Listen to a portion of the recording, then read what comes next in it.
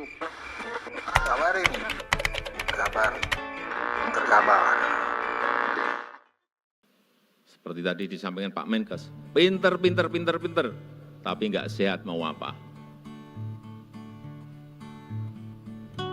Jangan ditepuki, nggak sehat kok.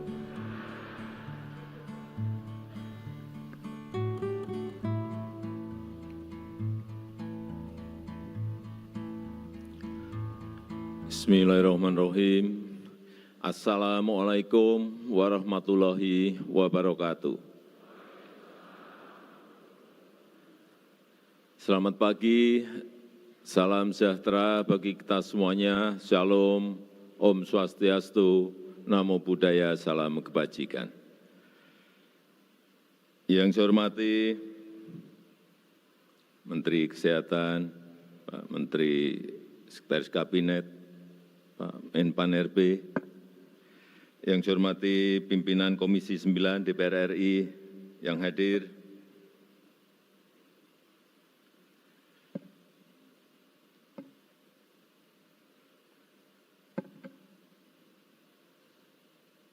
yang saya hormati seluruh pejabat eselon 1 dan 2 Kementerian Kesehatan dan Kepala UPT Kemenkes, pagi hari ini hadir semuanya.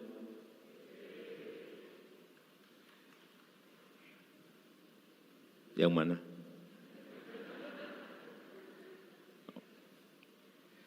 Yang saya hormati Kepala Dinas Kesehatan Provinsi, Kabupaten, dan Kota. Angkat tangan.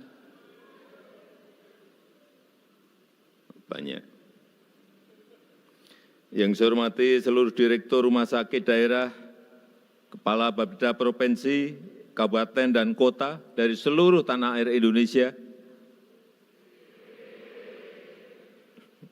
Enggak, saya tanya udah hadir.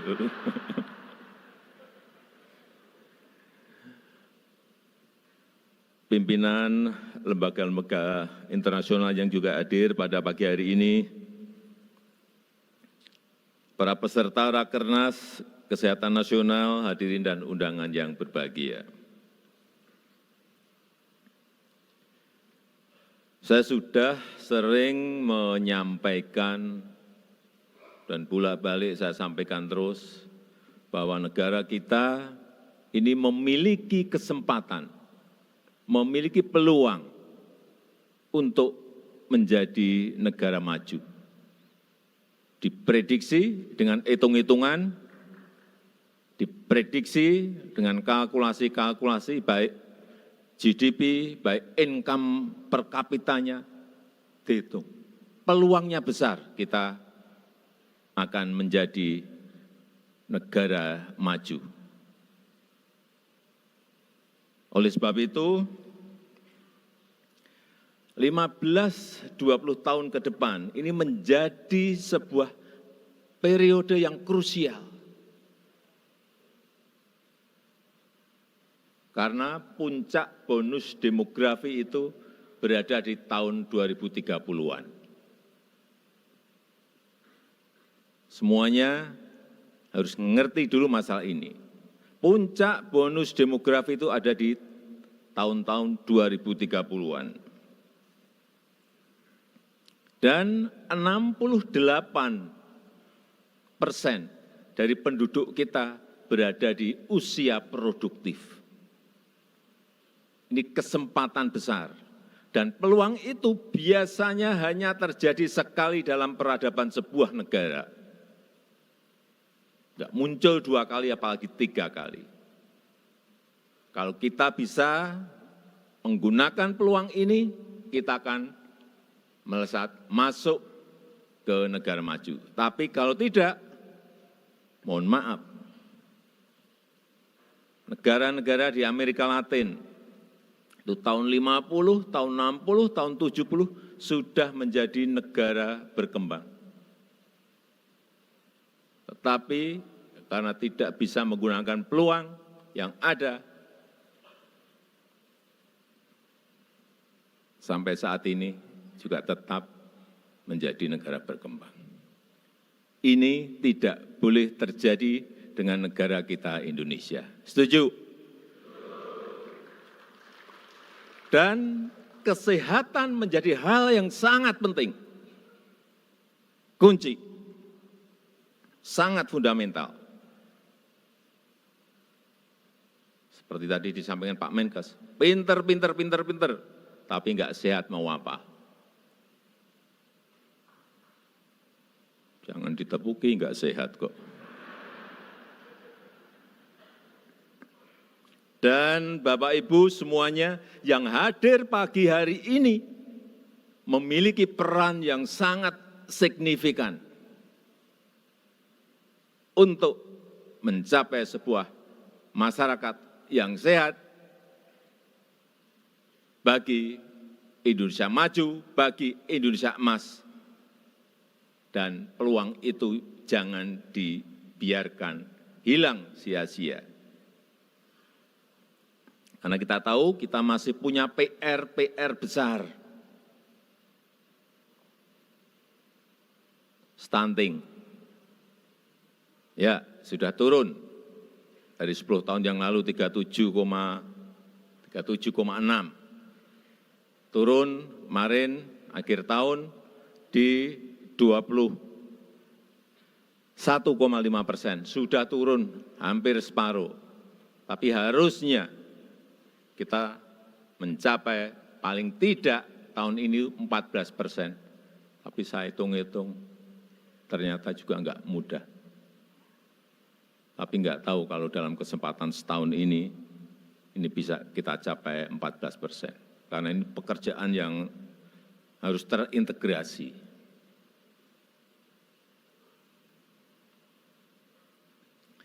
Dan juga selain stunting, yaitu kematian akibat penyakit tidak menular. Yang paling banyak adalah stroke, sampai 330-an ribu kematian per tahun akibat stroke. Kemudian juga jantung, kira-kira 300.000 kematian akibat penyakit jantung di negara kita, nomor 2. Dan yang ketiga, kanker.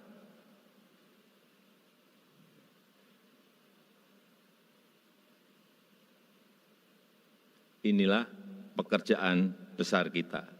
Tetapi kita tahu puskesmas sekarang ini sudah dikirim alat-alat lab, USG, EKG untuk mengatasi sedini mungkin hal-hal yang tadi saya sampaikan. Barangnya sudah datang belum ya? Sudah?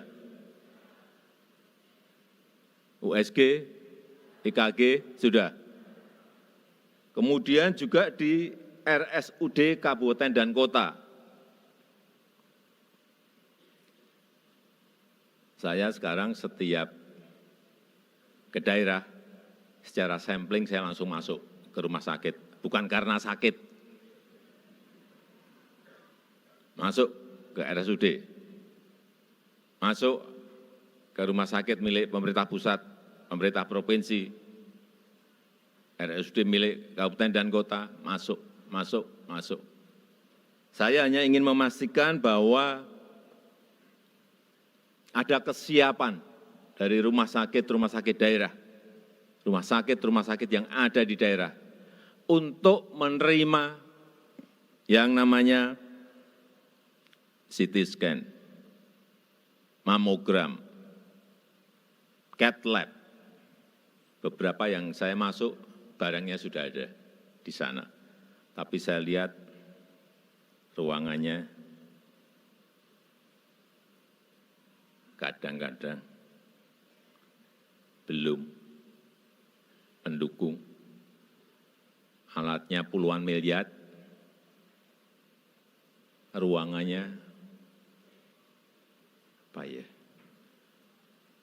ruangannya kurang bagus lah gitu.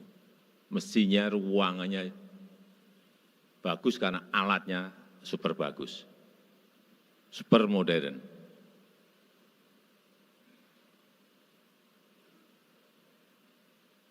Pak Menteri mungkin diberi contoh 1 atau 2 ruangan yang benar itu seperti apa sih. Nanti direktur rumah sakit ngelihat, oh ternyata yang benar seperti ini, yang bagus seperti ini.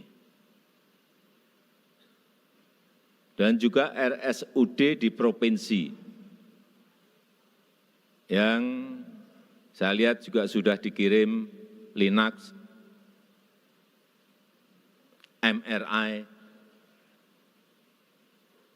benar sudah, beberapa sudah, memang belum semuanya, karena ini menyangkut juga persiapan SDM, persiapan anggaran kita. Saya kemarin masuk ke rumah sakit daerah di Kalimantan Barat, Provinsi Kalimantan Barat, di Kabupaten Mempawah. Dirutnya ada enggak? Hadir? Tunjuk jari. Takut. Saya ini mau muji. Rumah sakitnya bagus, dibangun dengan tata ruang yang baik. Baru nanti setelah dipuji gini, tunjuk jari saya, Pak. Bagus, tata ruangnya bagus, sinar dari luar juga masuk sangat bagus. Dan yang saya harus acungi jempol, rumah sakit itu dibangun habis 200-an miliar lebih, itu semuanya dari APBD.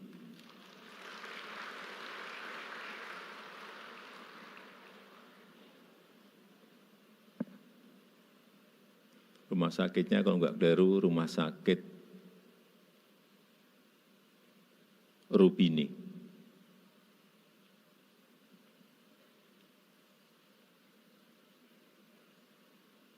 Memang problem terbesar kita adalah dokter yang kurang, dokter spesialis yang kurang. Ini persoalan besar kita. Dan supaya Bapak Ibu tahu bahwa rasio dokter kita masih 0,47. 0,47, rankingnya 147 dunia.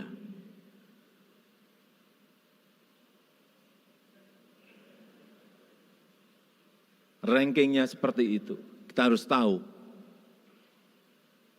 Ini yang akan kita kejar.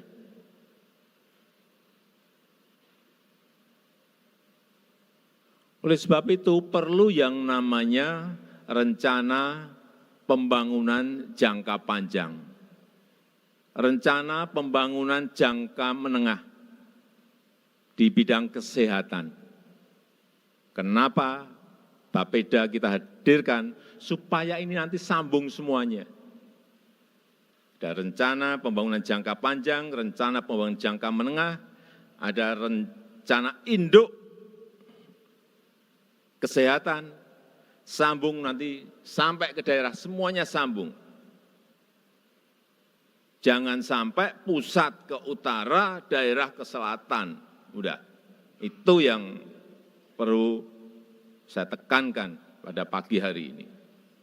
Semuanya harus inline, semuanya harus satu garis lurus, mana yang akan dikerjakan. Kita kerjakan rame-rame. Oleh sebab itu pagi hari ini kita ingin mengkonsolidasikan itu dan mengintegrasikan agar kerja kita bersama-sama ini menghasilkan sebuah hasil yang konkret dari persoalan-persoalan kesehatan yang kita miliki.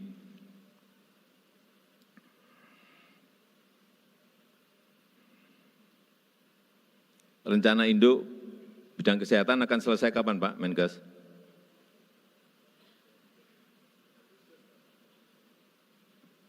Pak Menteri yang menyampaikan loh ya, Agustus akan selesai. Itu harus menjadi pedoman nasional. Harus menjadi pedoman nasional. Baik pusat, baik daerah, provinsi, kabupaten, dan kota, serta swasta. Semuanya harus sinkron, semuanya harus inline, semuanya harus seirama. Jangan berjalan sendiri-sendiri, akan tidak menghasilkan apa-apa nantinya kalau berjalan sendiri-sendiri. Saya yakin jika semua kompak berjalan, akan signifikan kemajuan di bidang kesehatan negara kita. Yang terakhir, kita harus memperkuat industri kesehatan dalam negeri. Ini bolak-balik saya sampaikan, 1 juta lebih warga negara kita Indonesia berobat ke luar negeri. Ke Malaysia, Singapura, ke Jepang, ke Korea, ke Eropa, ke Amerika. Dan kita kehilangan 11,5 miliar US dollar. Kalau dirupiahkan 180 triliun. 180 triliun hilang. Karena warga kita tidak mau berobat di dalam negeri. Dan pasti ada sebabnya kenapa enggak mau berobat di dalam negeri. Ini persoalan yang harus diselesaikan. Kemudian 90% bahan produksi farmasi itu masih impor, 90% masih impor. Kemudian 52% alkes kita juga masih dominasi impor. Enggak apa-apa yang alat tadi yang saya sampaikan tadi mungkin belum. Tapi urusan misalnya hal yang kecil-kecil, jarum, ranjang di rumah sakit, alat infus, selang, ya jangan. Harus kita berani memproduksi sendiri. Saya rasa itu yang ingin saya sampaikan dalam kesempatan yang baik ini. Dan dengan mengucap Bismillahirrahmanirrahim, pada pagi hari ini secara resmi saya buka rapat kerja Kesehatan Nasional tahun 2024. Terima kasih. Wassalamualaikum warahmatullahi wabarakatuh.